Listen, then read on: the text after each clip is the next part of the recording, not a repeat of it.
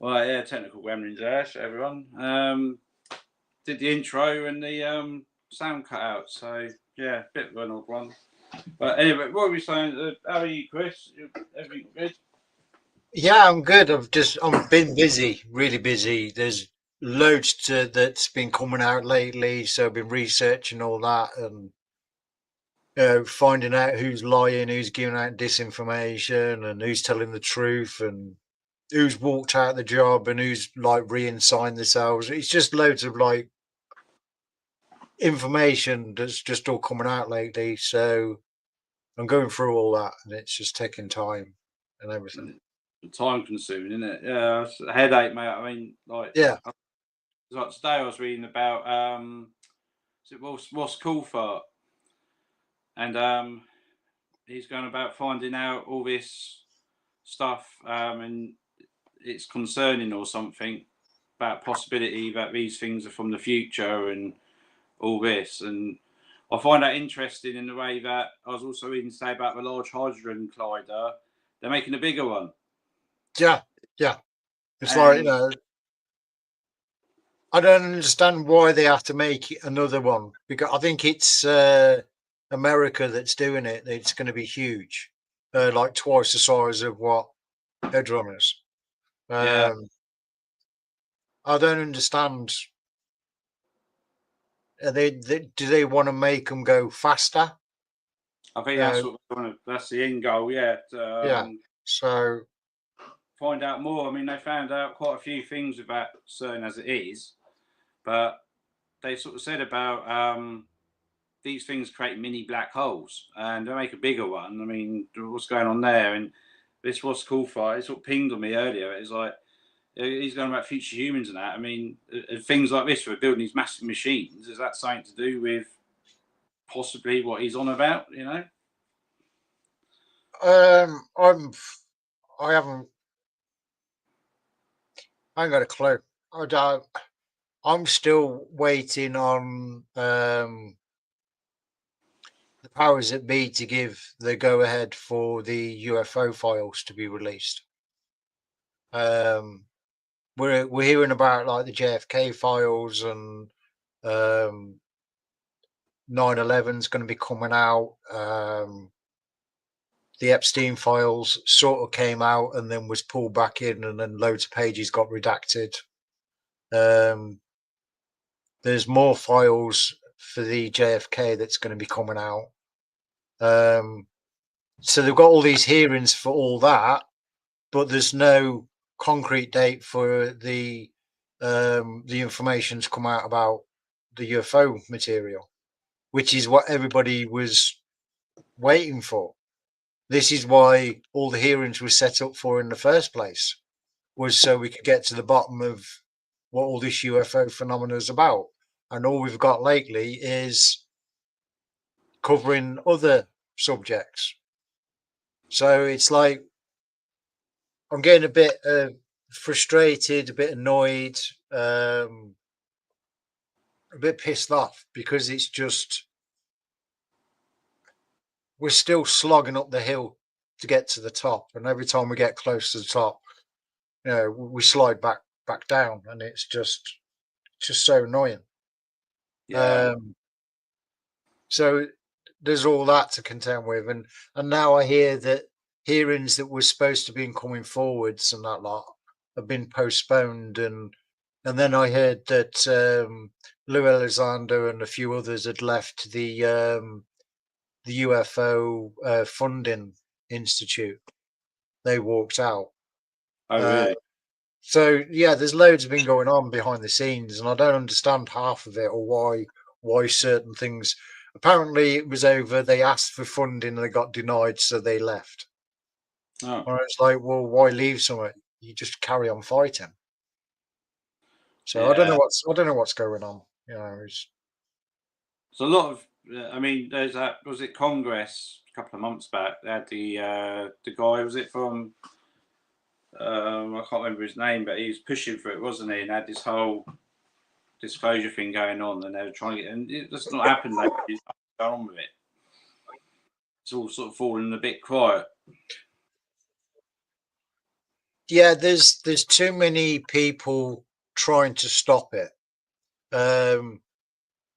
We've had a couple of hearings, and some information was put into the hearing as evidence, and then people was getting threats to say you're not allowed to talk about that evidence anymore, which I think reverts back to the Immaculate Constellation. program.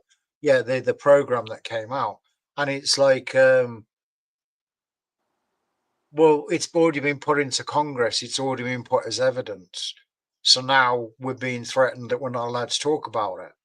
So who's making the threats? Who's trying to stop all this information from coming out, and why? It really annoys me that other countries around the world are ready to announce all this. They're seeing this stuff in their skies, but they're all looking at America to say, like, well, are you going to announce it or what?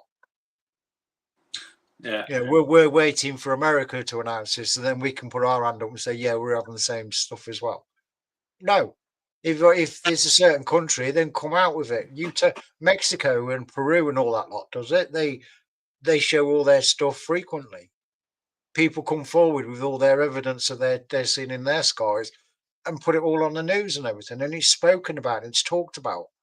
Anywhere else, it's a taboo subject. You're not allowed to talk about it. You see something in the sky, oh, it's military. It's a secret program. I don't buy it. I mean, this stuff's been seen throughout the world, throughout our history, way before flight, way before we even concepted, like, sending planes up into the sky or some kind of like flying machine into the sky. And they've been seen way before that. So I don't buy this. Oh, all this lot belongs to us, and we're putting it all in the sky. Yeah, we're copying it, and we have got our own types of craft up there that still uses conventional engines and that, because you can see the exhaust coming out the back of them. It's the stuff that are not ours that I'm interested in. Yeah. And what would you think, which isn't ours? It's hard to tell, because I don't know how far advanced they are now with the propulsion of the ones that they've brought down, the ones that are not ours, the ones that they've been trying to get working for the last 70 odd, 80 odd years, whatever. I don't think they have managed to reproduce the propulsion. So we have to come up with our own propulsion. So the nearest to it would be nuclear technology. So they've probably put a nuclear device on it that generates the energy that's needed to fly the craft. So that's my theory. But I don't know. There's so much that needs to come out, and it's not. There's a door right in front of us. On the other side of that door is all the information that's needed, but we just can't get through the door. No, it's like it's locked, isn't it? And be forever locked by the sound of it. Well, we're closer than ever than we've ever been. Back in the 50s and the 60s, when they was talking about UFOs, and they was all told, oh, don't worry about it, it's all government projects, and everybody was like, accepted it. Okay, it's government projects. It doesn't wash anymore. When you've got somebody turn around saying, oh, it's a government project, you can't believe that, because we don't know if it is or not. Yeah. And there's a lot more people now that want answers than there has ever been. There's more smartphones about that's got cameras, so people are catching more. People are talking about it more. They can't push this back into a cupboard and lock the door anymore. Going back, that footage you showed me of that orb, wasn't it? You captured the light in the sky, and that was that. It was three. Three. That was it. It was three lights together. When I looked through my binoculars, because when I first saw it, I thought it was just a star, and then realised there is no stars that bright in that part of the sky. So that's what took my attention. I went to the window and noticed it moving. So that's when I took my binoculars that's on the windowsill. I placed them right against the glass so they wouldn't move and jiggle about. I then focused on the light, which was all streaming loads and loads of colour. I zoomed in, focused, and I could see 3 dots of white light in like a triangle, if you like, position, 1 at the front, 2 at the back. And they was bright white light, but they was giving off a stream of loads of colour as well. I was amazed by how much colour was up. So then I ran into my front room to grab my phone, ran back into the kitchen, placed my hand on against the window frame so it didn't move, zoomed in as much as my phone would allow me, and then just press record. Now in the phone, you can see the object, it's bright and it's changing colour, but the phone didn't pick up all the colour that was like streaming off it. It was really, really cool. And that was about 3 o'clock in the morning, that was. Yeah, to say, because it's got, when you play around with the footage, it's like got different colours to it, but they're like consistent. It's like when you blow it up, it's like a purple will flash several times, and in between that's a blue and a white and a red. It's like different colours, and then it repeats that sequence. You got the blue again, and it's like and almost like coded or something, you know. Yeah, well, also this thing was really high up, because that's what I thought it was, a star, because, you know, but it was brighter than a star, bigger. And then, but in the video, it looks like a diamond shape, giving off just, you can see all the colours, it's changing the colour, but you don't see all the colour streaming off it like light, bands of light. It was just, and it was just an off chance, because I just went into the kitchen to make a coffee and I didn't put the kitchen light on, because above the worktop I've got a night light, so it just lights up all the worktop, so I don't have to put the main light on. And while I switched the kettle on and then just glanced to my right, noticed this big bright thing in the sky and was like, oh, what's that? So then when I'm looking through my phone now and I'm recording it, this thing shot to the left, stopped, slowly moved back to the right to where it was originally, and then it started going up, and it just got higher and higher and higher until I couldn't see it anymore. It was just like a faint light, and it just gone. But it was going up. It wasn't like moving away from me. It was definitely going up. So yeah, that was my my newest one that I'd seen. It's just crazy, and this is what I mean. So it's, you got these like lights that appear, and you got these craft that appear. It's like what is ours and what isn't, you know. This I don't think was ours. It was too high up. I mean, this thing,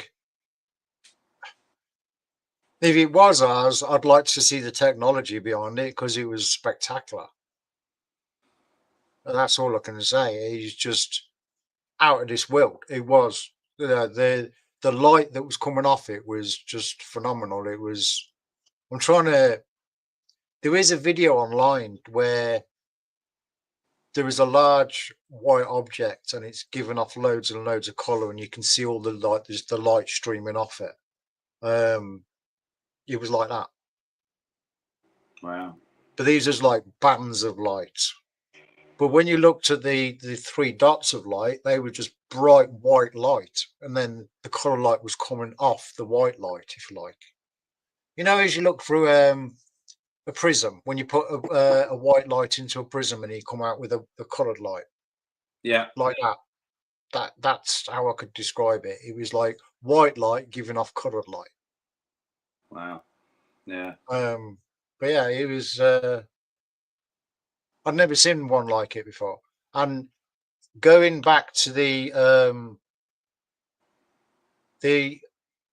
what they called the team that have set up Jake Barber and all that lot, Skywatcher.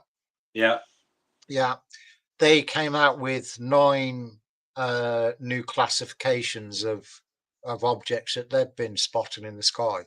and classification number 6 is a bright star craft, and it exactly describes what I'd seen.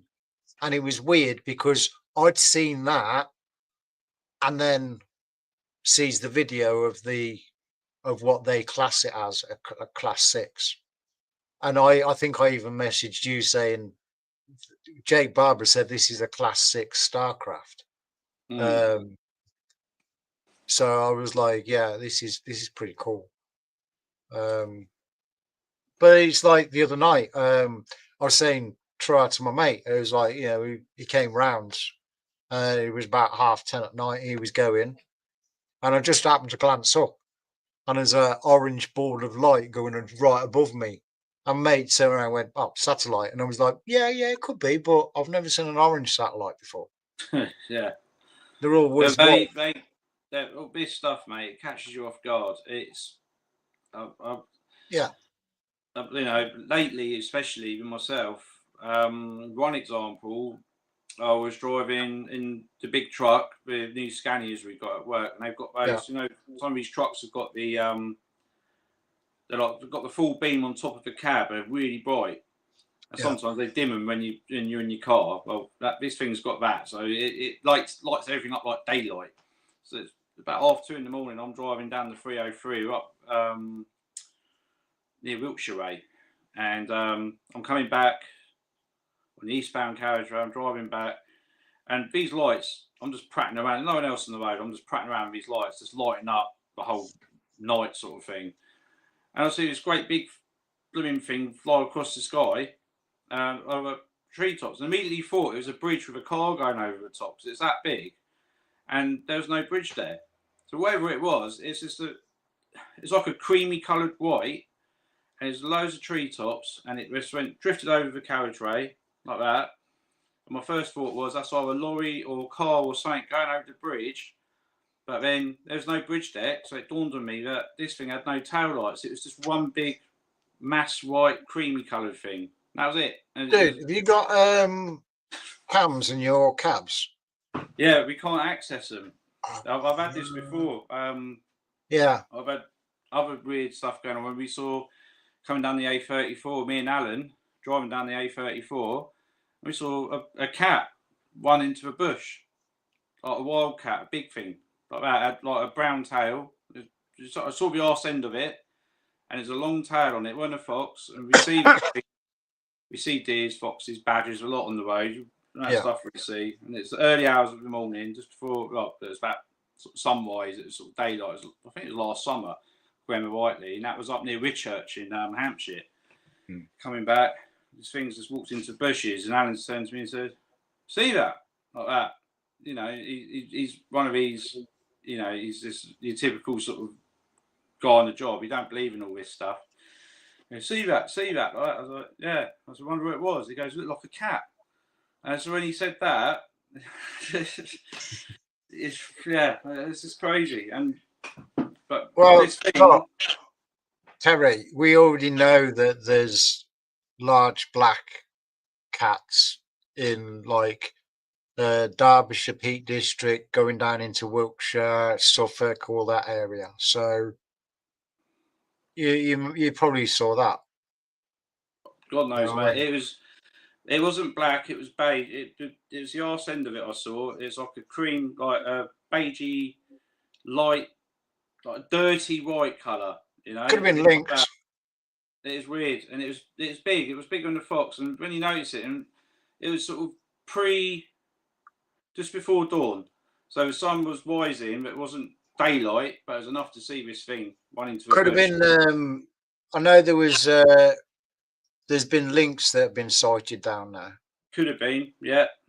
So because I know there's been animals that have been released. There was 3 lynx that was released up in Scotland recently, and they've all been rehomed and everything. And they tried to keep humans away from them so they didn't get used to any like humans. Yeah. And they've managed to like rehome them in a new place up in Scotland. I think it's Scotland anyway. But that other thing, I can't explain that. I mean, I thought it was something going, like I said, there was a bridge, no bridges down there. And that was as if you go out past Andover, going towards Foxton Way. And if anything, you got Salisbury Plain, and you got Stonehenge up there, a few miles down the road. Yeah. This thing was big, you know, it just drifted across the road. And I was prattling around the lights. I was just like, oh, look, making lightning effects with these lights. And all of a sudden, this thing off like that. And I was like, oh, what the... Wasn't there a recent video of somebody took of an object over Stonehenge? Was it a ball? A sphere or something, wasn't it? I think. I can't remember. I think it's sphere. Daylight photo, but I think my friend Dave's got it. He sent me some clips. I think it was a sphere, solid sphere in the sky over the henge. I'll have to have a look at that because I heard about it. I hadn't seen it. I didn't know if it was, you know, photoshopped or AI generated, or, you know, because I'm getting really tired of it. It's really difficult. It's made our job a lot harder to try and figure out what's what.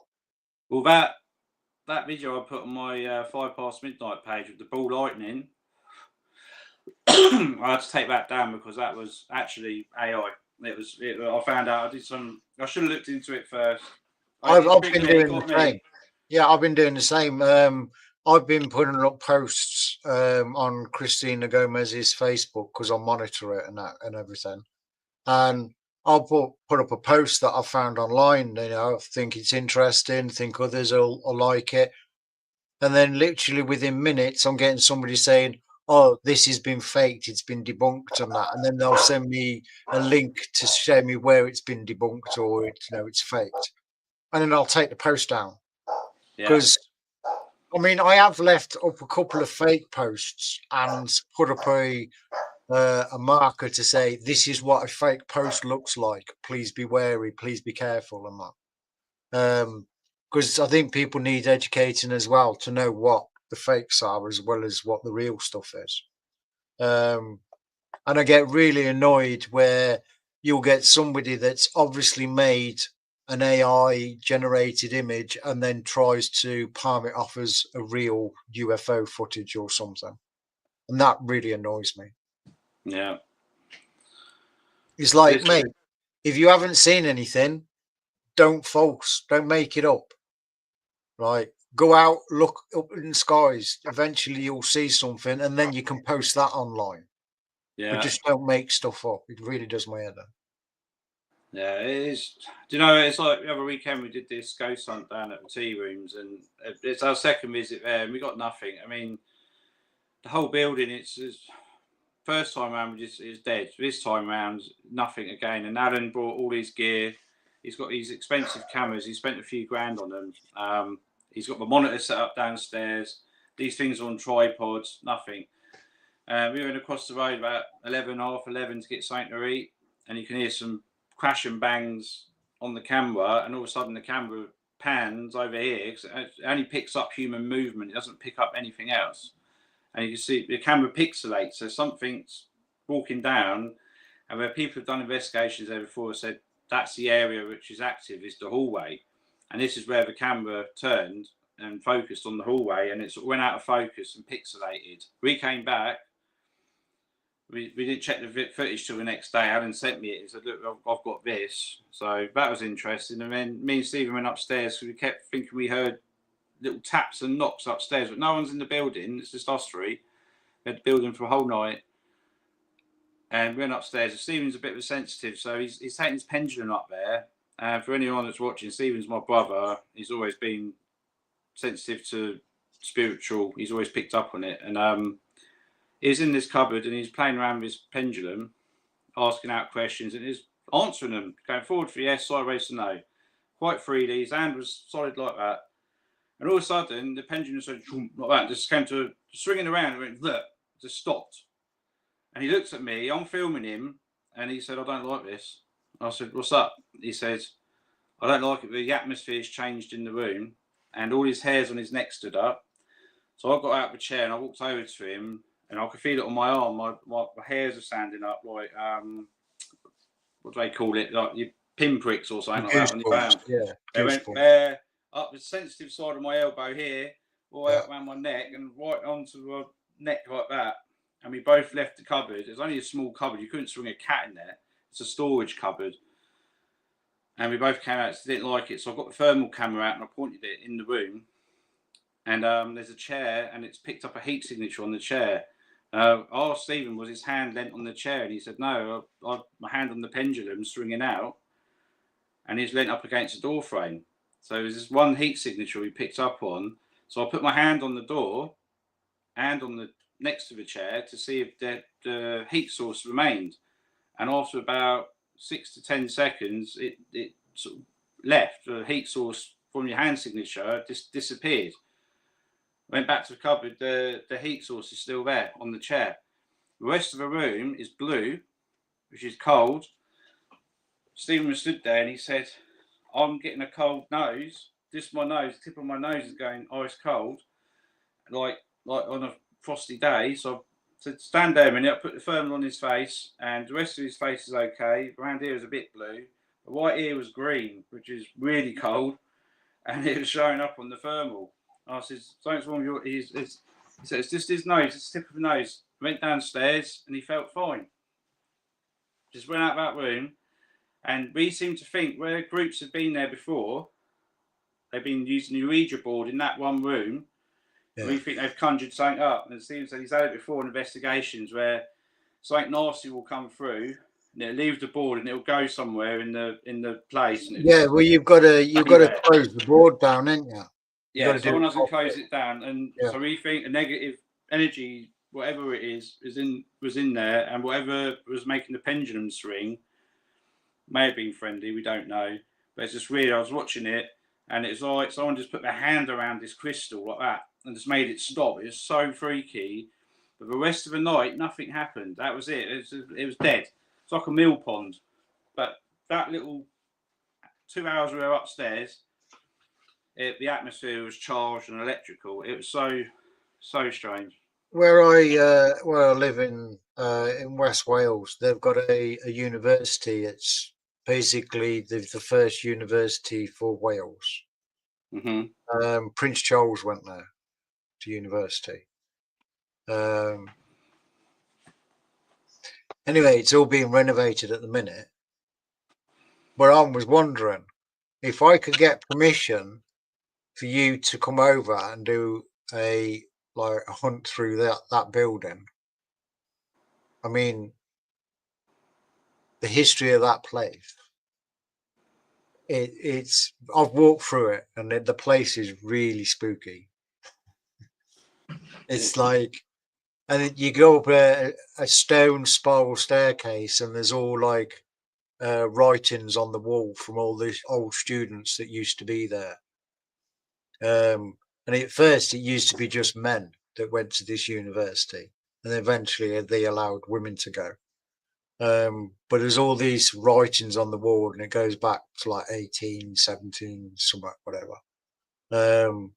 So there's a lot of history in those walls. And I was just wondering if I could get permission to do like a ghost hunt in there. Would you be interested in coming up and doing it? Oh, I'd be interested, yeah. Yeah. It'd be really cool if you could do it and get it on camera. Yeah. I reckon they would go for it. It's weird how these places, so the tea rooms dates back to the late 1500s. Yeah. And it was it's just a normal shop on the high street. It's just an old building. Yeah. It's been through everything. It's been through First and Second World Wars. Sorry. It's probably seen a lot in its day. And but originally it was a timber frame house. Then it was a coaching inn, and then it became a tea room, a pottery, and it was a maintenance for some pump company who made hydraulic pumps and that. I mean, it was but I'm trying to at the minute get in touch with these people that had previously worked there to see if anything was going on whilst they were there. You know, Yeah. Mediums have been there, and they picked up on a child and an elderly lady. Says the child drowned in the pond out the back. But I say we got nothing come through. Other groups have been there. It's been milked to death. They're charging like 70 quid a ticket to go in there. They had all the bells. They had all the toys and bells and whistles. They had teddy bears with lights that go off and make funny noises, and they picked up on loads of stuff. You could put in Fiona's Tea Rooms on YouTube in Frimley. You can see other groups. I think Paranation went in there, and they got all this stuff. You know, great evidence. And Alan was telling me they're going with all the gear. We went in with thermals, IR cams, and night vision cameras, and we didn't get a blooming thing on there. Not one thing, not even the voice or anything. And it just makes it like, I think that when people go to these locations, they bring the energy in with themselves. Yeah. But also, a lot of the TV, they like to hype it all up, and like it's nothing like that on the real one. It's nothing like that in real life. In the TV version, they walk into a room and something happens straight away. It's never like that. No, it's like I've met people that do all the ghost hunting and everything, and they spend weeks in certain places and nothing happens. And then they could go once and catch something once. Yeah. And that's it. So you could go to a zoo and you could see a tiger. You could be hiding the next time you go. You could go on a safari and see a zebra. You probably won't see one again if you go on a safari. You know, I think it's people bring these energies to these areas. Like they have these. Sometimes on these ghost hunts, they have these workshops where you can sort of learn how to be like what mediums do. You can learn all this stuff, and they do this channeling and communication thing. And I think that hypes up or charges it all up. And sometimes they pick up on a relative or something. I mean, you know, I think a lot of the time, one example, Alan had one a few weeks back. A girl was at the tea rooms. She'd never been before. She was on I think it was a hen night or something. They just went, let's go ghost hunting on a hen night. And all of a sudden, you know, a gran came through, you know, and the medium just doesn't know this woman, just came out of it. And she was a bit sceptical. She sort of said, well, you know, what's she wearing or you know, that sort of thing. She asked the right questions. And it came through, and all of a sudden she walked out in tears. And that was it. She didn't want to do anymore. She goes, well, no, I don't want to do it. This thing, whatever it is. So is it we're bringing the energy in to these locations which are already charged, or do they act as like a charger? You know, they charge. Well, I don't know, because like I'm on the fence with like the spiritualists and people that say that they can tell you like what your future is and things like that. Because like, but saying that, I went to there was this meeting, and it was like in a big sports hall, so there was loads and loads of people there, and there was a stage, and there was this woman on the stage, and she was like pointing to people and then saying, oh yeah, you just had a bereavement, you just lost a relative. And the woman would nod, didn't say anything, didn't mention any names, and then the woman on stage came out with the name, the date, the time, the illness that the person died of and everything.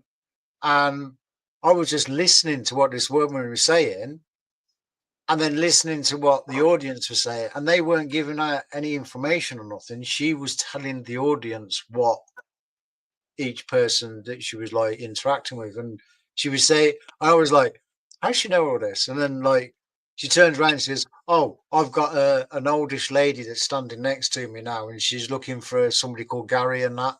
And then she said the second name. I can't remember what the second name was. And then this bloke stood up and he goes, yeah, I'm Gary such and such.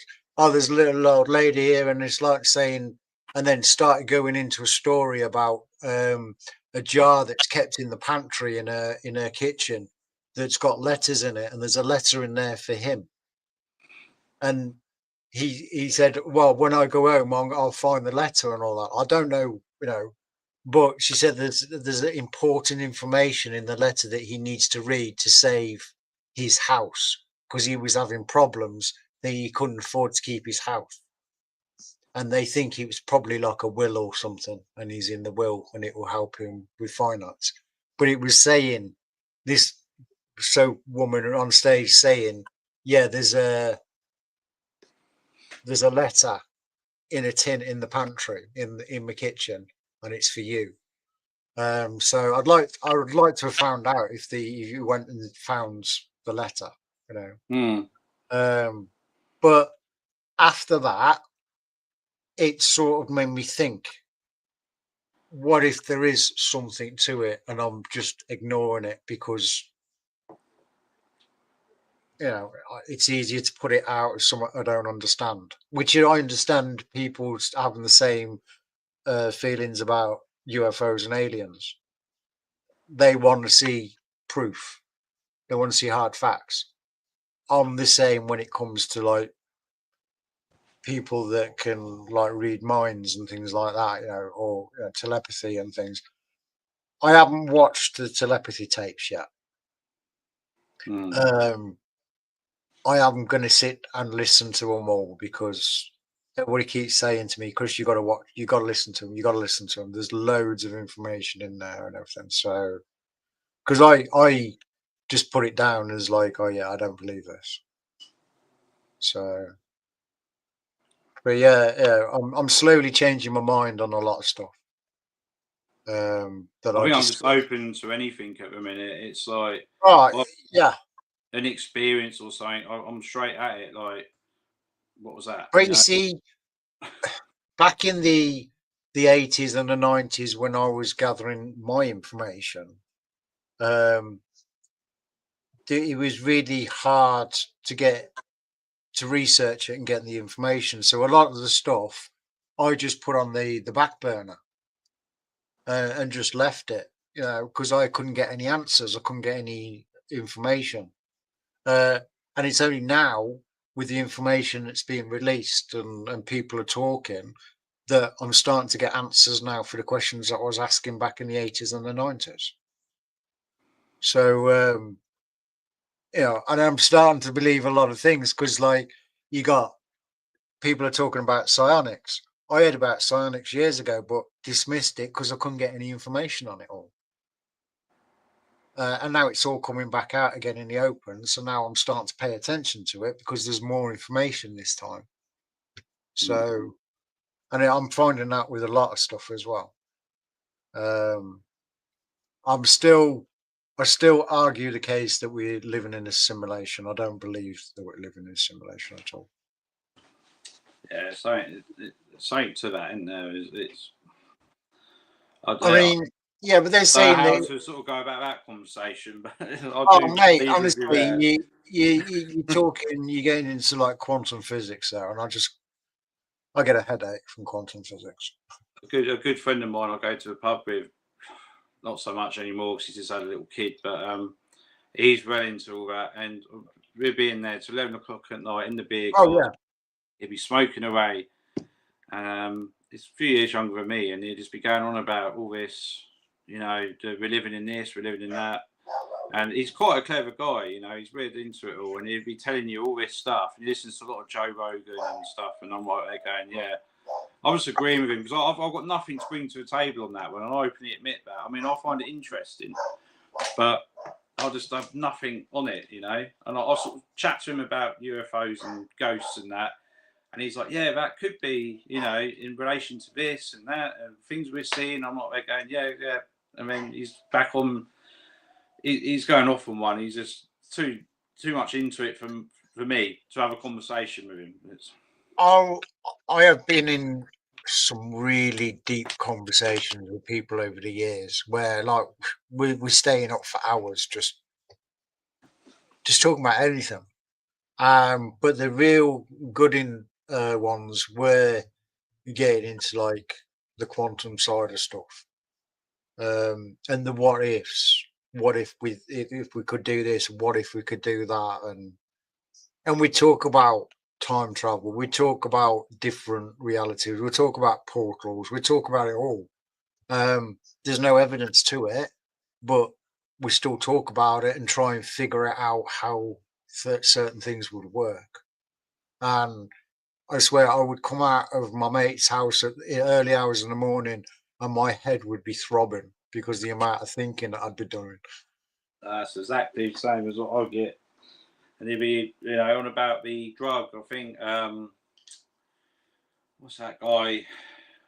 He does like my memory's completely gone tonight. Is he what did the Atlantis and that? He's on the Discovery Channel. Oh, Talks about Graham Hancock. yes, him. I mean, I know he's done some sort of stuff in the past which opens and expands his brain, and he's gone about stuff, and he's sort of saying Oh about this. no, I think you're on about somebody else. Possibly. I thought, yeah, Graham Hancock. He covered like the ancient civilizations and Yeah, about the Great Flood, around about 12,800 years ago, and everything. No, the guy I think you're on about. He goes to the tribes and he did the raw version of like the DMT. that Um, DMT, that's the one. yeah. Yeah. Um, there is. I mean, there's always been some form of usage of a drug when it comes to opening the minds to get to the realms that you would need to get to. The Indians, the Opis, the Mayans, they all had their own version of like DMT. Maybe it's just the same thing, but just called a different name. Um, and everybody in the tribe would drink it. There would be like weaker amounts for like the women, and then stronger amounts for like the men, and then the super strong for the ones that could like hack it. Um, but then you had like the Indians; they used to smoke and drift off and go and meet their sky friends and everything. Um, you had the Aborigines; they did the same. They had some from Chinese again, Japan. Yeah, they've all used some form of drug to get to that higher stage of consciousness so they can interact with whoever they're interacting with. Um, I think I'm not sure if it's DMT, but there's one where they keep saying that they see a purple lady, and loads of people have always described the same purple lady when they've had this trip. Um, and everybody said it's some kind of race, alien race, and they communicate with it and everything. So I've not gone down that route. No. I wouldn't mind going to the actual tribes and trying it. Well, apparently Um, we've all got it in our system naturally, I think. oh Uh, yeah. so Well, I don't know. that's But part this, where I mean, euphoria comes from. It's yeah. the chemical in the brain that's released. I think it's like serotonin. And this is like when we see ghosts and stuff like that. Is that this thing? This what I mean. I'm not I'm not a ghost hunter by any form. I don't class myself No, as one. I'm more of an observer. I think to call myself a researcher or an investigator or anything like that title, I don't think I am. I'm more of an observer. So I'll go to these places. I'll I would try and say see. you're an investigator. Yeah, I mean, I'd rather sort of go there and observe something, or try and find out like the science behind it, or something that's behind what's causing it. You know, we always look for what could have Well, caused it. A lot of that light thing eclipse. I filmed in the sky, that thing Yeah. flashing around, that baffled me. I mean, trying to find what that was, a balloon or plane.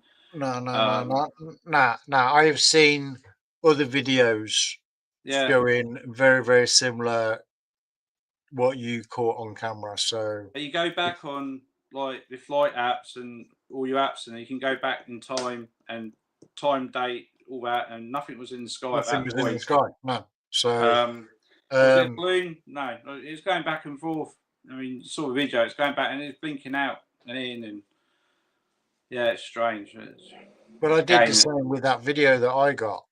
mm, I went on Flight Tracker to see if there was anything in the skies at that time, and there was no flights going over the UK at that time at all because it no, was someone night told me it time. was Starlink. Believe it or See, not, this is broad um, daylight. that's another thing that we did on Skinwalker because I was like one of the insiders. I signed up to be an insider, so we get to see the videos 24/7, like the cameras that's on the ranch, and we get to see things that you don't get to see on TV. It's never put on TV. And what we got Eric Bard to do was get the camera, the location of the camera, put over a flight tracker over the top, and then also all the satellites that's flying over. And we was able to move it so it all lined up perfect. So then when you're looking through the camera, you know exactly what's in the sky in your vision at the time. So you know it's a satellite going over, you know it's an aircraft going over, because it'll be on the data. But we were seeing objects that weren't on any of them. And when Eric tested his new camera that he had fitted, we saw a group of 5 lights moving across the sky. So Eric's locked onto 2 of them and then followed it with the camera. It can lock on and then just automatically follow. So we was following these 2 lights, and it was going in and out the clouds and that. Now we don't know if they were close or if they was really, really far away and they was big, bright and quite far away. But then he zoomed out. So it was past satellites that's orbiting the planet. And we were still seeing things flying out there, out in space. And even Eric got it, oh, what's that? It took his, I don't think we still found out what they were that night. But then Eric zoomed back out, back to normal, and focused the camera back on the ground and everything, and on the mesa. But there's been loads of strange things that we've seen in the skies caught on camera, and then we used to make reports, because there's a section where we could go and report. You say what camera it was on, what time, what the timestamp is, everything. You give a little brief description of light passing, could have been a meteor. There was one that looked like a meteor, and then it changed direction, came in really fast, and then just changed direction, and then just shot straight off somewhere else. And it was like, okay, that's not a meteor. No. And then we had an instant where it was a camera that's on the side of the mesa looking down towards Homestead 1. And the light came in, and it comes down at a 45-degree angle, and then stops, hovers above the mesa for a couple of seconds, and then shoots off.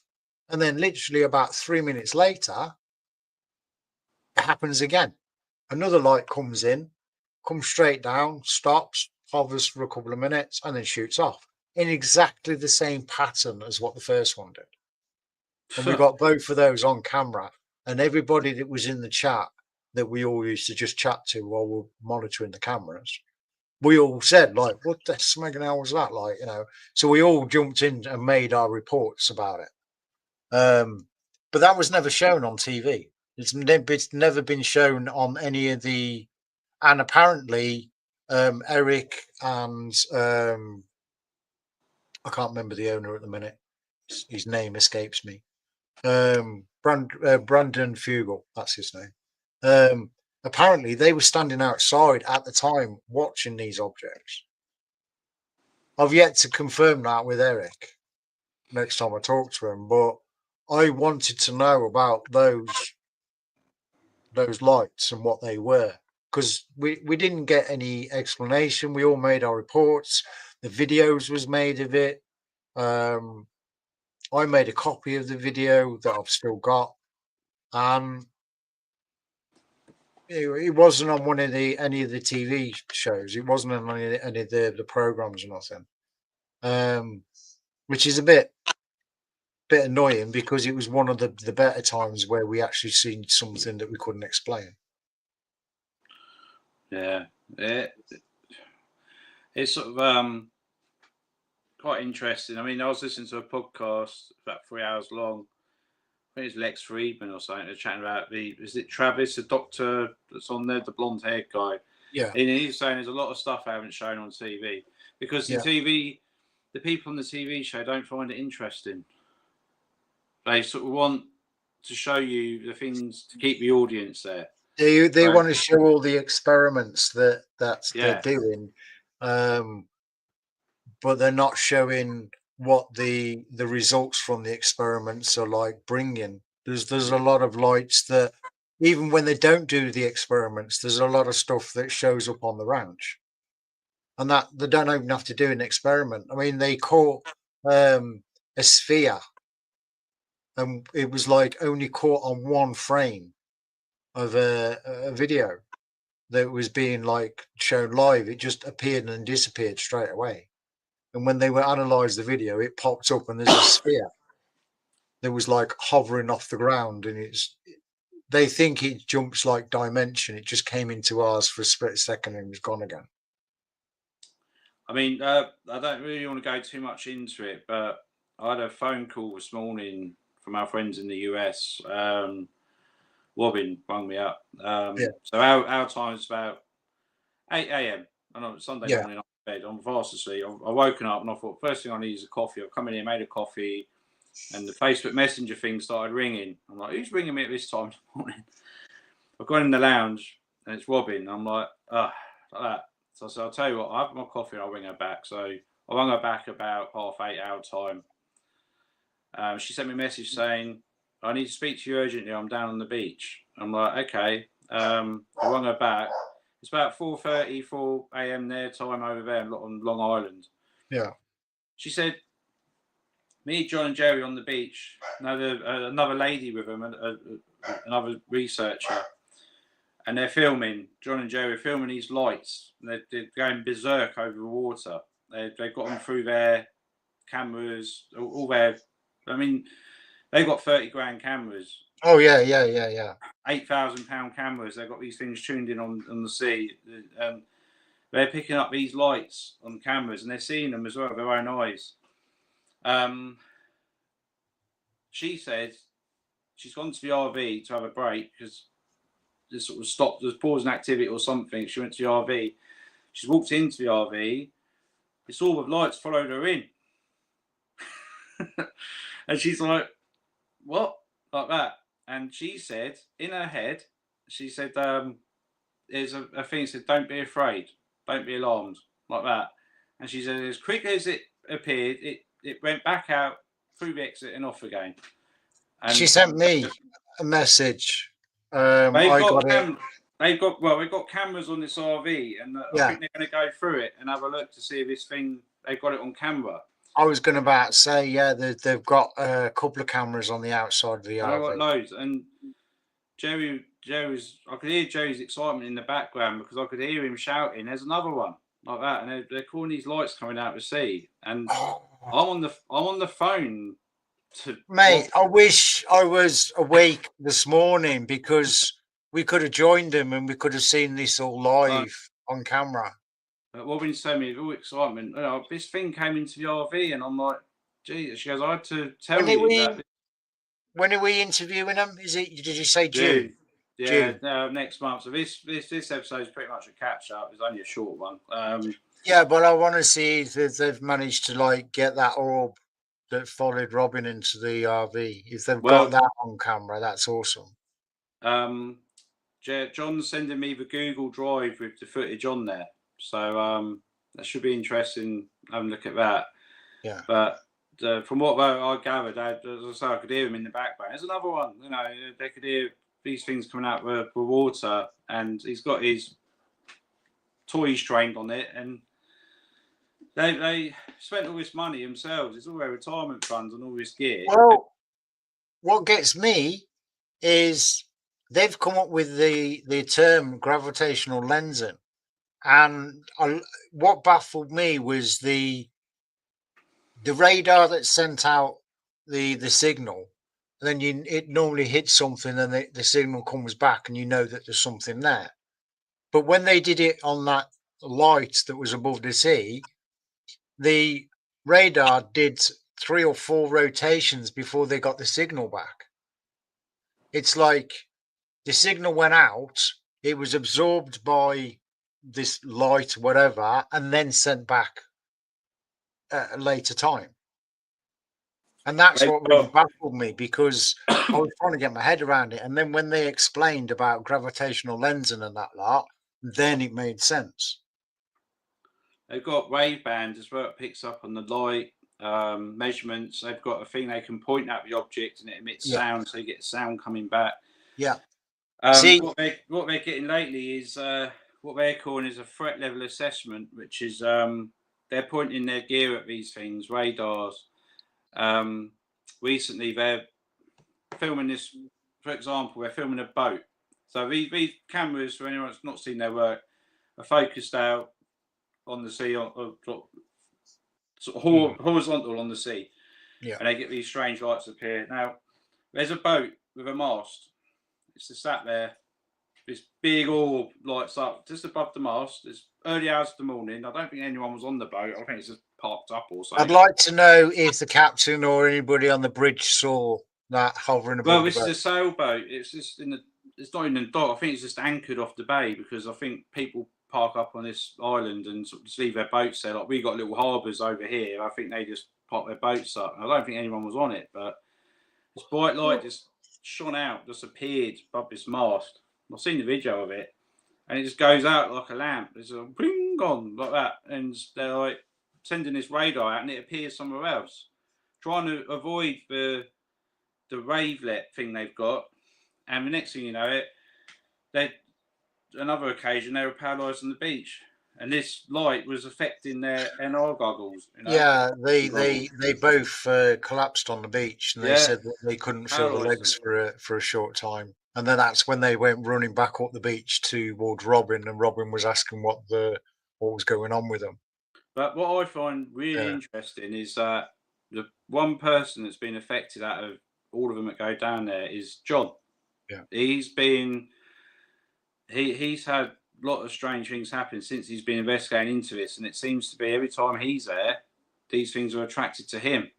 He's had his name mentioned. He's been touched by what they say like fingers, like poked and prodded, you know, and all this strange stuff. And where have we seen that before? They're trying to get his attention. Well, where have we seen this before? Or anything like this? Bempton, yeah. Skinwalker, these places, you know. And I haven't told these guys about Bempton. I've gone to it briefly, and I think Paul spoke to them when he did his live stream with them. But apart from that, I haven't really said anything to them, because I wanted to see if there's anything similar to what's been going on over there. Yeah, John's had his name mentioned. He's been poked and prodded by the RV, and I've just said that's interesting. That's and I've relayed it. I think I've relayed it to Paul, and I said to him, these guys got the same stuff. He's interested. I've said nothing about, you know, until they met Paul. I don't know if they're still speaking, but to each other, obviously staying in touch. But I find it fascinating. It's weird how John and Jerry and Robin, they are encountering something that's coming in and out of the sea. You encountered something that's coming in and out of the cliffs and out of the sea in the North Sea. I've seen the green lights under the water in the North Sea that I reported to Paul that time. There's other fishermen from all the way along the coast that has reported seeing things in the North Sea. So is there a base where John and Jerry are doing their investigation in the water there? And is there also a base out in the North Sea? And that's the lights that you're seeing coming out of the water and the cliffs there. So it's interesting. It's strange. I mean, the place they're at last night, I think, they normally go up to Democrat Point or something, they were saying. And they went to a location which they've never been before. They spent all night there, and in the early hours, it started kicking off. The lights coming out, and strange stuff started going on.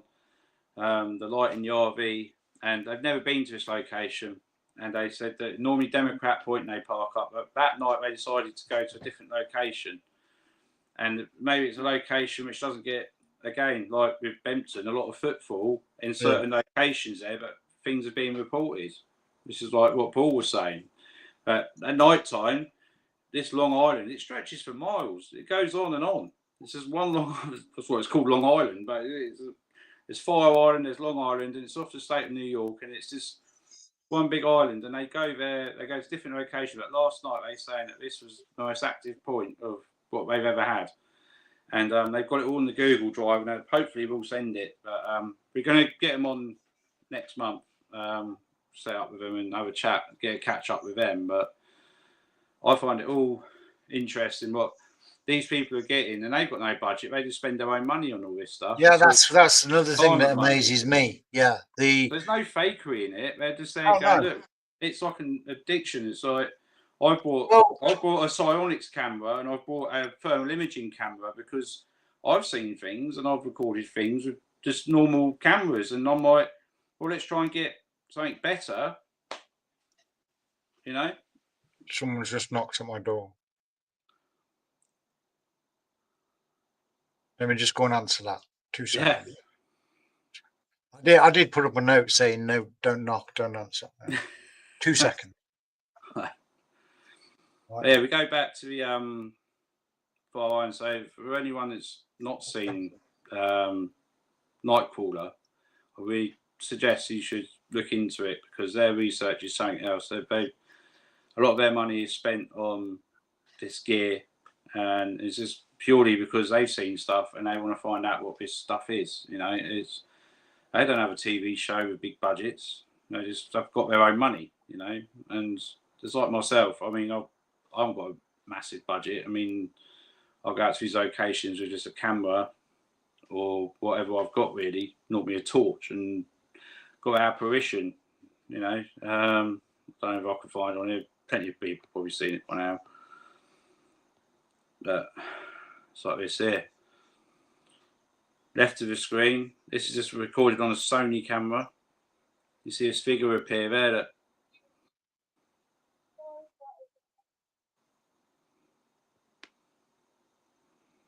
another one.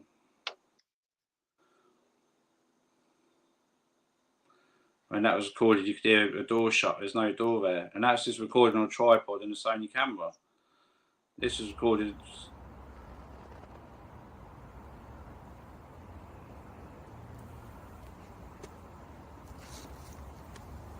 This thing is sat in the sky, and it's not an aeroplane. It's just moved forward and moved backwards. That little flashing dot there, it was just sat in the sky over Frimley. That was an insect. It's gone now.